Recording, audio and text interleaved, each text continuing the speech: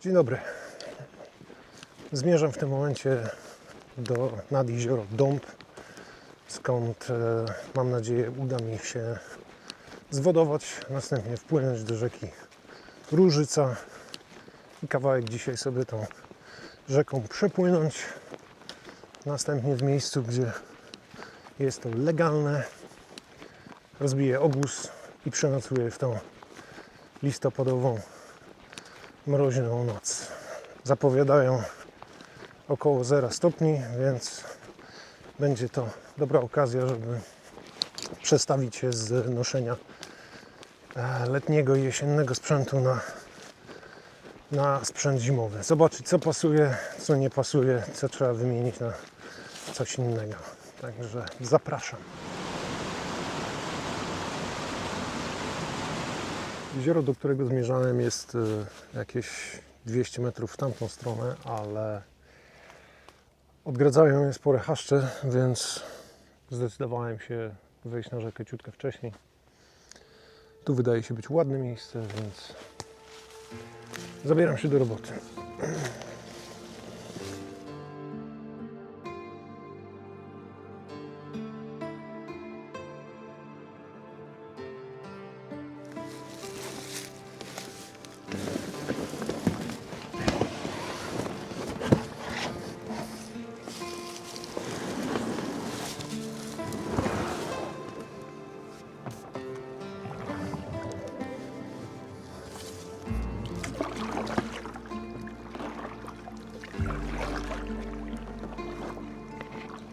Szczerze mówiąc, jestem odrobinę zaskoczony tą rzeką. Na wszystkich zdjęciach i filmach, jakie udało mi się znaleźć, robiąc research pod ten spływ, rzeka wydawała się być o wiele węższa.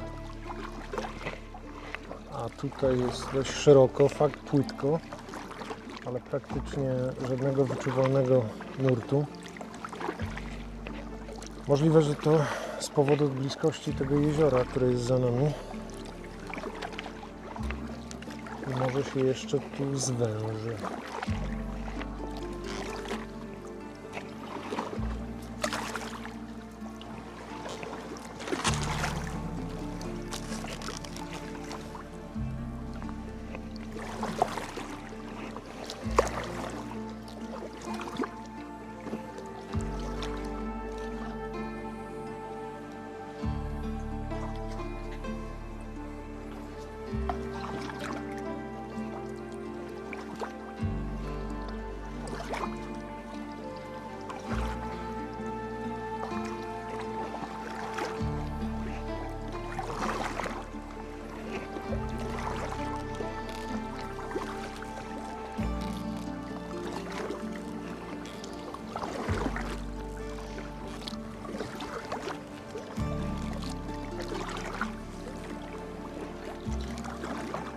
Dzień dobry.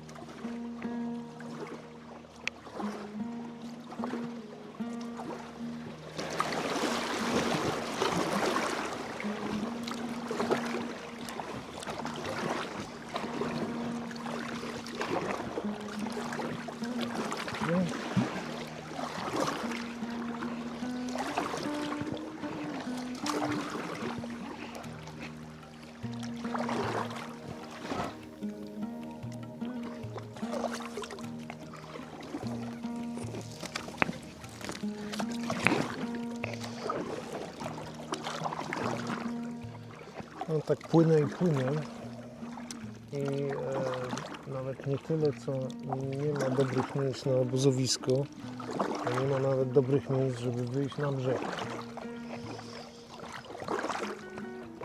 A legalne spanie mam zapewnione tylko po jednej stronie rzeki, obie wyglądają nieciekawie.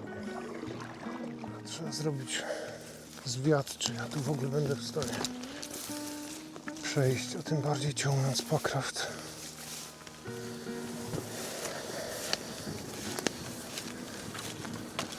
Obejrzałem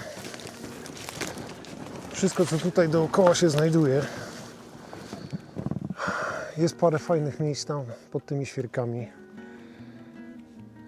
Można by tam nawet ognisko rozpalać. Ale chyba jednak zdecyduję się wejść na samą górę, tam na tą skarpę.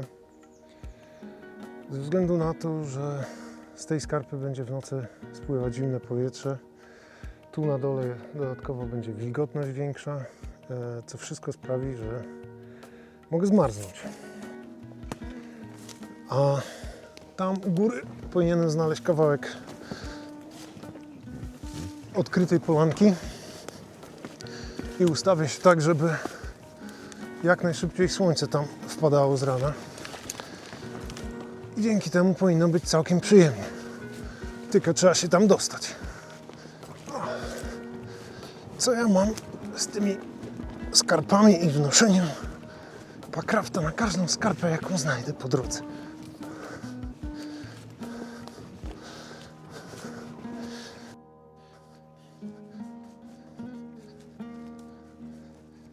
Ok, to miejsce spełnia większość z moich wymagań. Jest płasko, wiatru nie będzie, zimne powietrze sobie spłynie tam w dół skarpy. Jedynie z rana tu nie będzie słońca, tak? Mamy tam zachód, czyli wschód będzie gdzieś tam. Upewnijmy się, a dokładnie, idealnie, wschód jest tam, czyli słońce w listopadzie pojawi się gdzieś tu, a może trochę go będzie, ale na pewno nie dużo. Dobra, rozkładam, robię coś do jedzenia i idę spać. Zaraz się ciemno zrobi. Także rozbiłem sobie jedną połówkę ponchotenta One Tigris. Wrzuciłem taką ceratę Bundeswehry. Bardziej w sumie, znaczy też jest to dodatkowa jakaś izolacja od podłoża, ale bardziej, żeby zabezpieczyć po prostu matę przed jakimiś ostrymi kijkami, które mogłyby tam być gdzieś we mchu. Teraz dorzucę tam matę, też Obsidian White One Tigris. Bardzo fajna mata, ciepła.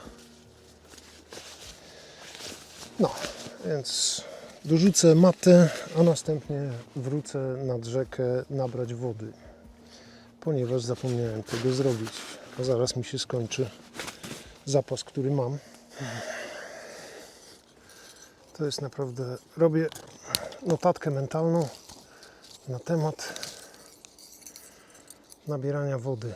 Wodę należy nabrać jeszcze będąc na Packrafcie z środku nurtu, gdzie będzie to relatywnie wygodne, bo takie nabieranie z brzegu to jest głupiego robota.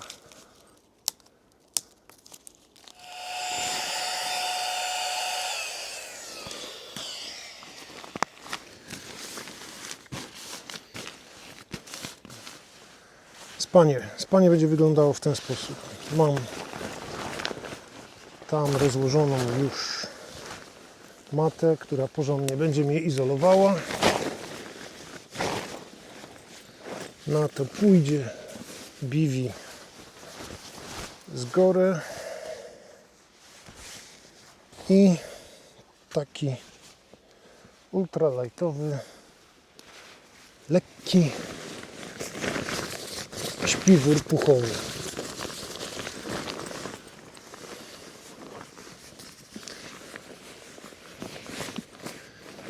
To jest teoretycznie zestaw na 4 stopnie. Dzisiaj ma być trochę mniej, może nawet być 0. Więc zabezpieczyłem się i dorzucę sobie jeszcze tam pomiędzy śpiwór a gorę taki puchowy quilcik. O, też firmy One Tigris. Ktoś mnie kurna chyba powinien zacząć sponsorować. A zwłaszcza One Tigris. Bo im darmowe reklamy robię. Ale fajne mają rzeczy. Ten zestaw powinien mi w zupełności wystarczyć tak na 0, nawet tam minus 2 stopnie. Zobaczymy. Przekonam się nad ranem. Na podręcznym wyposażeniu jeszcze noszę ze sobą taką ładownicę. Pieprz ognisty, sól. Tu mamy bodajże oregano i papryka. To jakby któreś z dań nie za bardzo mi smakowało, to zawsze mogę sobie doprawić. A ja w międzyczasie spróbuję sobie odpalić taki erzac ogniska.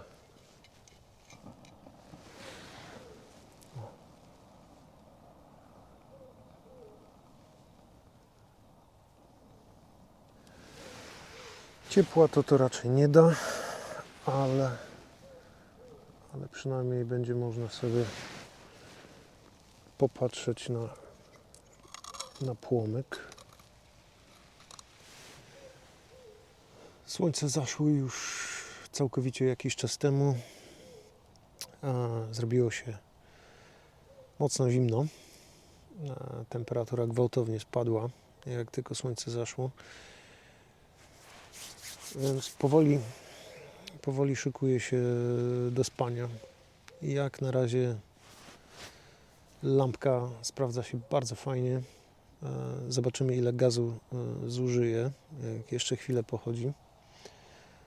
Podobno ma zużywać około 4 gramów gazu na godzinę, co jest bardzo dobrym wynikiem. Daje fajne światło, takie udające ognisko. Niestety tylko bardzo blisko daje jakiekolwiek ciepło, więc grzać się tym raczej nie można, chyba że w zamkniętym namiocie, ale to jest delikatne ryzyko. Dobra. Dobrze, teraz przychodzi ten moment, kiedy przeciętny youtuber idzie spać, udaje, że idzie spać, a następnie wstaje po to, żeby zebrać cały sprzęt filmujący. Daruję Wam to, wyłączę kamerę, posiedzę sobie jeszcze, słuchając odgłosów nocnego lasu, a my widzimy się jutro na porannej kawie. Do zobaczenia.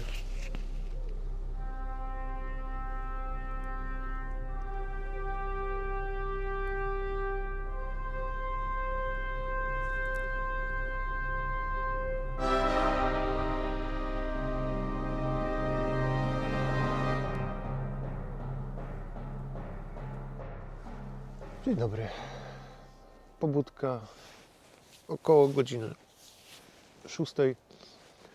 Robi się już delikatnie jasnawo. Z jednej strony słońce zaczyna wschodzić, z drugiej strony świeci jeszcze księżyc, więc już myślę, że lada chwila zrobi się jasno. Ja zabieram się za robienie kawy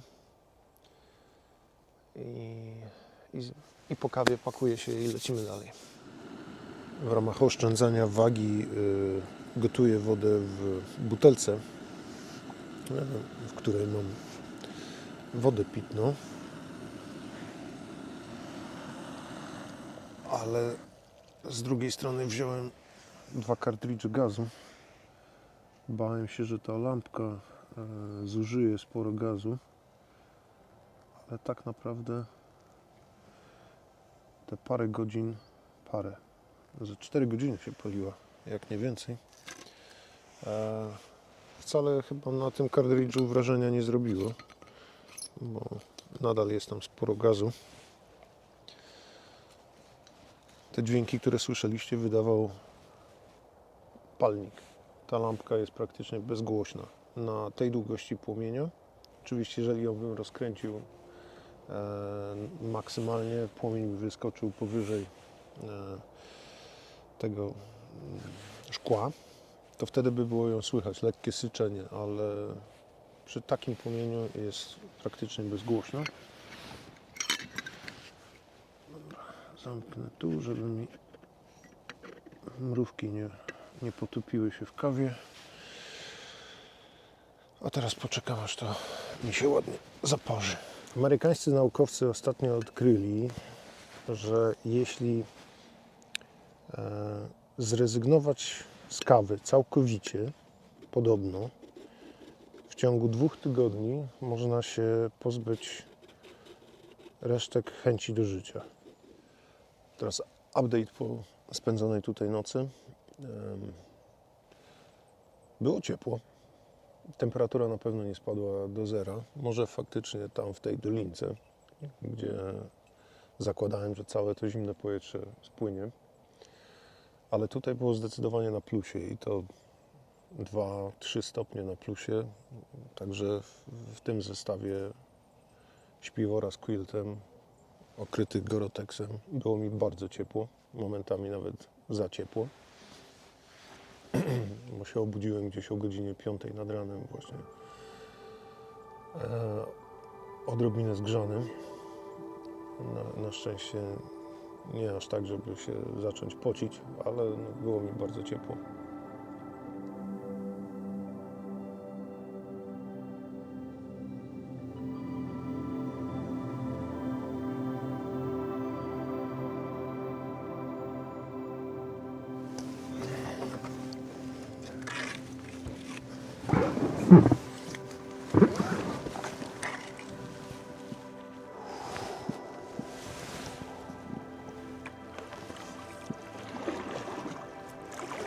Well, you look at that.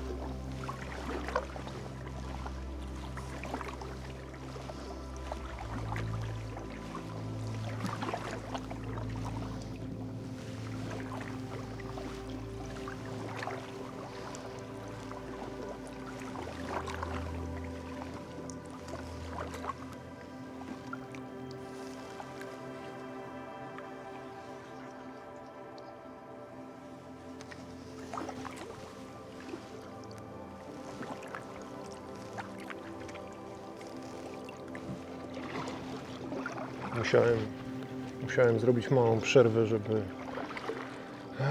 usunąć sporo nagrań z poprzedniego dnia. Niestety 100 giga najwyraźniej to jest za mało na tą rzekę.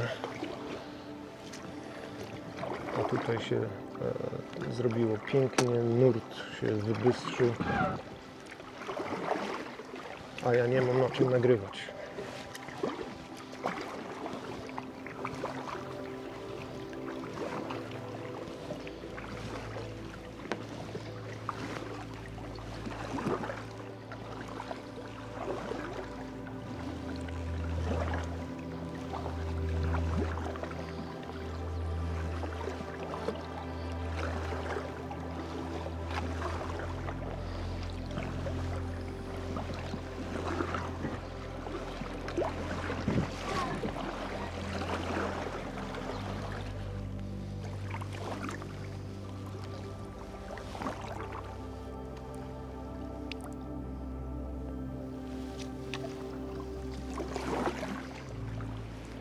się uspokoił, a w oddali słychać szum wody, więc zakładam, że jest tu jakiś jaz i pewnie muszę gdzieś wyjść na brzeg. Mam nadzieję, że mnie nie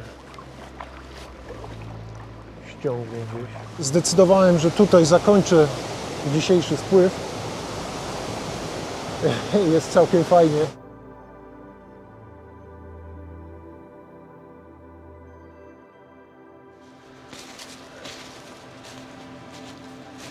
Zachciało Ci się spływu, to teraz dźwigaj ten mandżur przez 10 km. Profesjonalny idiota.